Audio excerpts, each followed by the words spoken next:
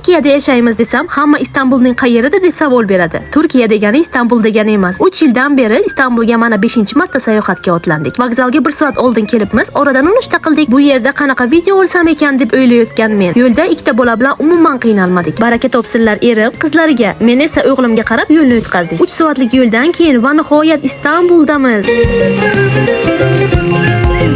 Istanbul ham xursandligidan yig'lab yubordi. Yozning qoq o'rtasida yomg'ir yog'ganiga o'ylaymi? Lekin bu kayfiyatimizga ta'sir qilmadi. Darrov Kapalı Charshiga, ya'ni yopiq bozorga kirib aylandik. Hech nima olmadik, prosta aylandik. Chunki biz bu yerdagi narxlarning 4-5 barobar qimmatligini bilamiz. O'zimizcha turistlardek sotuvchilar iltifot choylarini ichdik. Zo'r ekan deb sotib olmasdan yo'limizni davom etdik. Istanbulda kemalar ham transport turi. Bilamiz deb asabga tegib yozmanglar. Bu videoni bilmaydiganlar ham ko'radi. Paron, ya'ni kemaga o'tirib Istanbulning bir qirg'og'idan ikkinchi qirg'og'iga ham o'tdik. Ham mazza qilib go'zal Istanbulning manzarasini tomosha qildik. Meni birinchi marta ko'rayotgan bo'lsangiz, obuna bo'lishni unutmang. Agar obunachi bo'lsangiz, like bosing. Qiyin emas-ku. Görüşürüz.